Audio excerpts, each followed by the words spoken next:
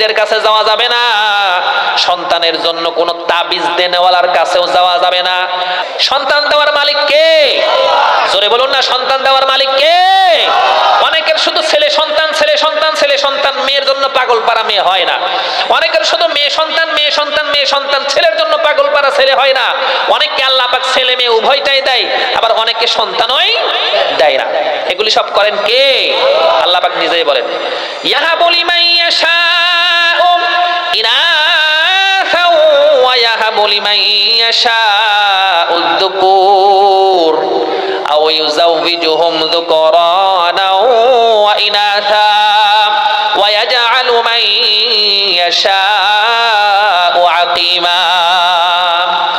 আল্লাহ পাক রব্বুল আলামিন ডাক দিয়ে বলেন, ইয়াহাবু লিমান ইয়াশাউ ইনাসা, আল্লাহ পাক যাকে ইচ্ছা তাকে কন্যা সন্তান দান করেন। ওয়া ইয়াহাবু লিমান ইয়াশাউ যুকুর, যাকে ইচ্ছা তাকে আল্লাহ পুত্র সন্তান দান করেন। আও ইউযাওবিজুহুম যুকরানা ওয়া ইনাসা, যাকে ইচ্ছা তাকে জোড়ায় জোড়ায় ছেলে মেয়ে উভয়টাই দান করেন।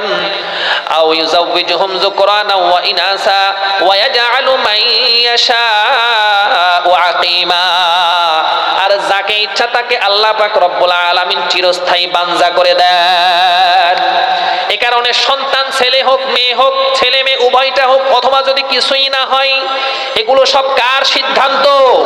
জোরে বলুন না, কার সিদ্ধান্ত? সন্তানের জন্য কোনো বাবার দরবারে যাওয়া যাবে না, সন্তানের জন্য কোনো পীর সাহেবের কাছে যাওয়া যাবে না, সন্তানের জন্য কোনো ফকিরের কাছে যাওয়া যাবে না, সন্তানের জন্য কোনো তাবিজ দেনেওয়ালার কাছেও যাওয়া যাবে না।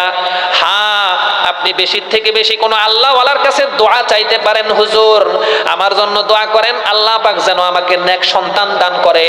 এটা করা যাবে না। বাবার দরবারে যাবেন, গরু নিয়ে যাবেন, ছাগল নিয়ে যাবেন, হাজার হাজার লক্ষ লক্ষ টাকা মান্নত করবেন, আর ডাক দিয়ে গানও গাইবেন, বাবা তোমার দরবারেতে কেউ ফিরে না খালি হাতে।